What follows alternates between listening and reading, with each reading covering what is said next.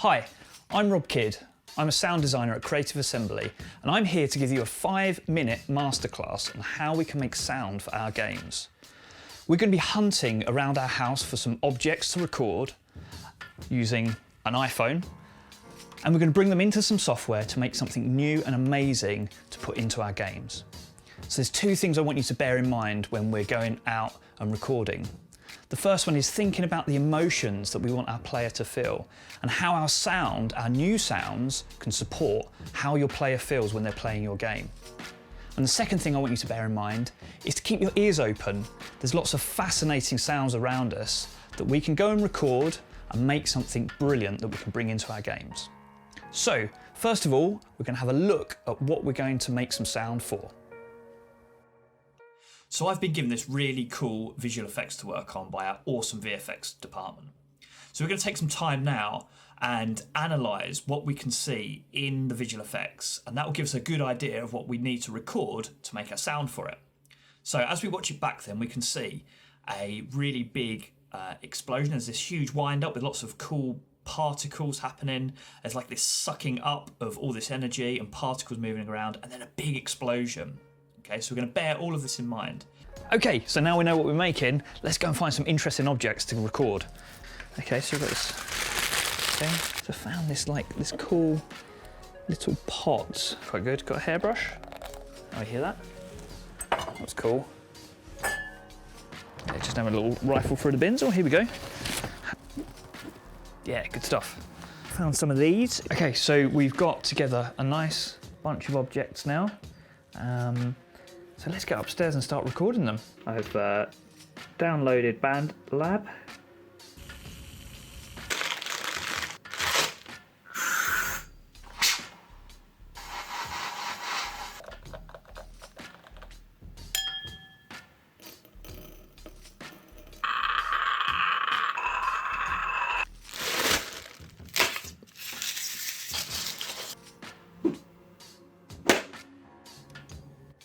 So I've brought in all of the audio files from BandLab and I've brought them into Reaper. You could use another audio software like Audacity if you wanted to, but I can work a little bit faster in Reaper and it allows me to look at the video whilst I'm making my sound effects edits.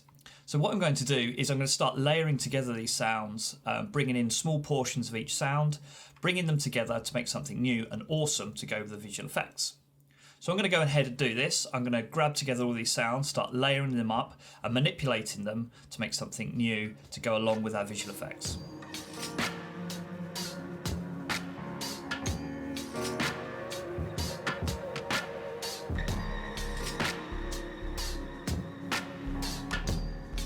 Right, so I've now finished off editing and mixing my sound effect. Let's have a quick listen to how it sounds.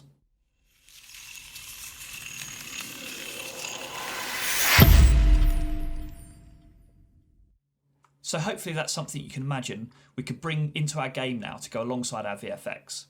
We're just going to take a quick look through on how I made that sound. So I ended up grouping it into 3 large groups, an impact, a riser, and then some details at the end. So let's have a look at the impact first of all. So in there we've got things like our glass hits, we've got some of our bamboo hits, and then I've used a synthesizer to create a large sub drop. Let's have a listen to those. So there's our sub drop. You can see underneath I've written in some automation.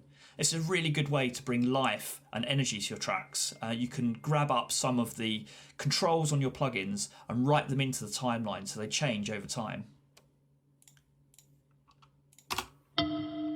Here's our glass ring. So this is a glass that's been pitched down by about 24 semitones, and then we've added some effects to it to make it sound magical. Okay, moving on then, we'll have a look at the riser. So something that was really successful here was the polystyrene, and I've used this for the particles.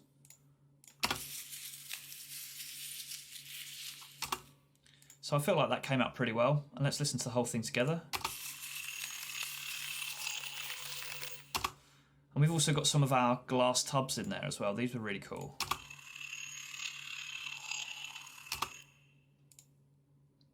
And then finally at the end here we've got some details. So this is like the starburst that comes out from the centre of the VFX. So I've used things in there like the deodorant whooshes and the iron hisses to get that sense of it building up and then exploding. You might notice in there I've also added some chimes. I found these online at Freesound. This is a really great resource that you can go and look at and grab some recorded sound effects for your project. So that pretty much wraps it up. We'll have a listen to the final thing again in a moment, but this is just the start of the story. We now need to make about 5 or 6 more variations of this so that in our game the player doesn't get fatigued by our sounds. And then we need to do this for all the sound effects that we need for our project. So you can see that it's going to take us quite a bit of time to build this up. So this one sound effect took me about 2 or 3 hours. I would have thought that to make another 5 of these would take me about another hour. So multiply that by the amount of sound you need to put in your game, and you've got an idea of how much effort we need to put in.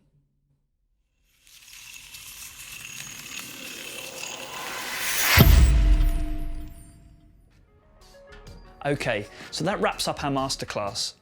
I hope that's left you feeling inspired to go and pick up a recording device and go and capture some of the sounds around you.